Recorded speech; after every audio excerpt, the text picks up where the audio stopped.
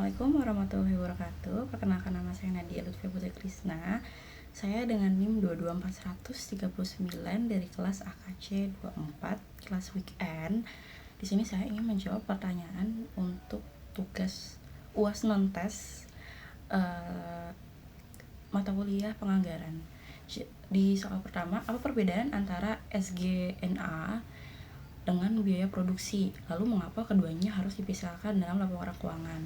Jadi SG&A itu atau Selling General and Administrative Expense itu dia adalah biaya yang dikeluarkan perusahaan untuk menjalankan aktivitas penjualan dan administrasi perusahaan. Biaya ini itu nggak berhubungan langsung dengan proses pembuatan produk. Nah, contohnya itu dia kayak gaji staf administrasi, gaji bagian pemasaran, biaya iklan, biaya listrik kantor, sewa kantor, biaya ATK, itu masuknya ke biaya si SGA ini. Nah, sedangkan kalau biaya produksi itu kan biaya yang secara langsung maupun nggak langsung itu digunakan atau dipakai dalam proses penghasilan barang.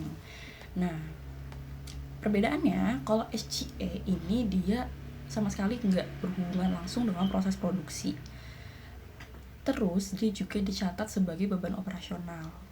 Lalu dia juga tidak menjadi bagian nilai persediaan karena memang untuk kebutuhan kantor sih kalau sepemahaman saya. Lalu kalau sedangkan biaya produksi ini dia itu langsung berhubungan langsung dengan proses produksi, terus juga dicatat sebagai HPP atau harga pokok produksi.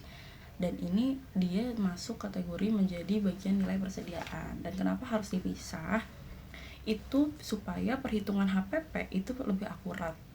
Terus juga manajemen dapat mengevaluasi efisiensi produksi dan efisiensi operasional secara terpisah. Lalu laba rugi lebih informatif sehingga investor ataupun kreditur itu bisa menilai kinerja perusahaan secara tepat. Lalu yang terakhir adalah memenuhi standar akuntansi mengenai penyajian biaya.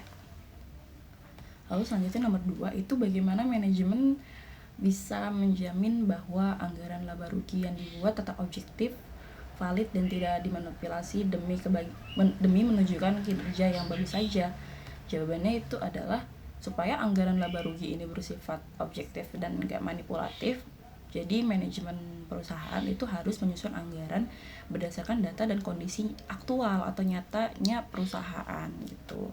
Nah, mungkin manajemen bisa melakukan langkah-langkah berikut, yaitu satu, menggunakan data historis, terus lalu melakukan analisis pasar. Lalu yang ketiga itu melibatkan berbagai divisi. Jadi nggak cuman bagian keuangan aja, tapi kayak melibatkan bagian produksi, pemasaran, pembelian, dan operasional. Lalu selanjutnya menerapkan prinsip transparansi. Terus melakukan evaluasi berkala. Dan yang terakhir adalah audit internal. Untuk yang nomor 3 itu mengapa perusahaan perlu melakukan riset pasar sebelum menetapkan harga penjualan.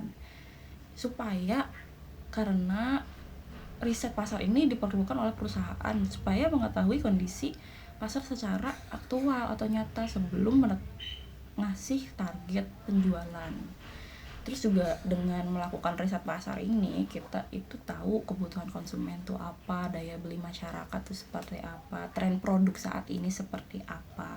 Lalu kita tahu tingkat persaingan pasar itu seperti apa gitu. Dan juga kita bakal tahu strategi pesaing, lalu juga peluang pasar baru gitu. Terus juga selain itu dia juga manfaatnya itu bisa menentukan target penjualan yang realistis dan mengurangi resiko kerugian. Itu salah satunya. Selanjutnya adalah nomor 4, yaitu pertanyaannya bagaimana manajemen bisa menjamin bahwa anggaran laba rugi yang dibuat ini tetap objektif.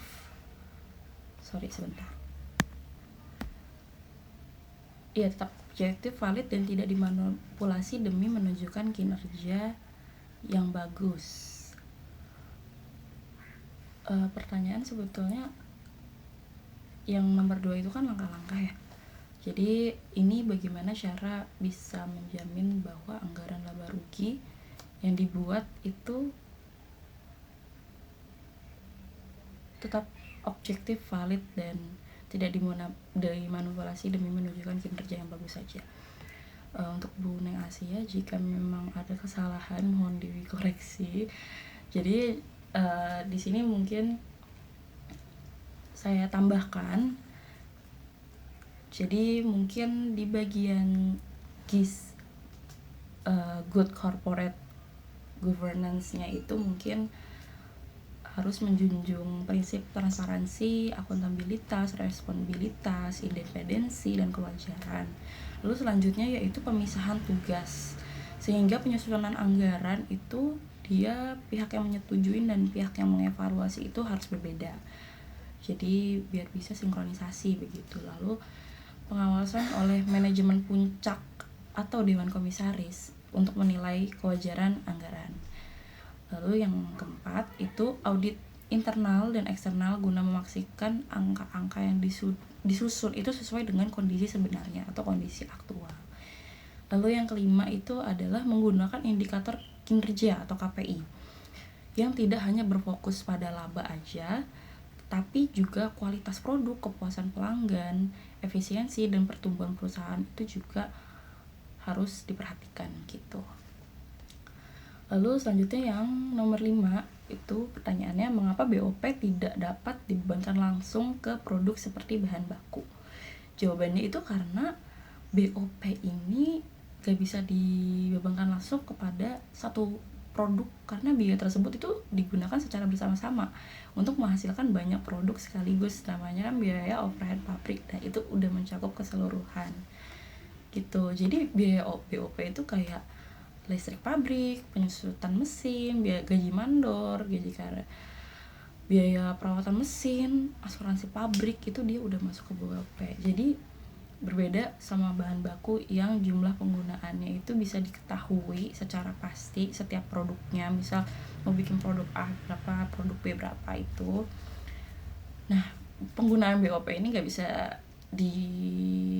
terukur secara langsung untuk masing-masing produk, karena memang BOP ini dialokasikan menggunakan dasar pembebanan tertentu, misalnya jam tenaga kerja langsung, biaya tenaga kerja langsung, biaya tenaga kerja tidak langsung, terus jam mesin, jumlah unit produksi, itu dialokasikan ke sana.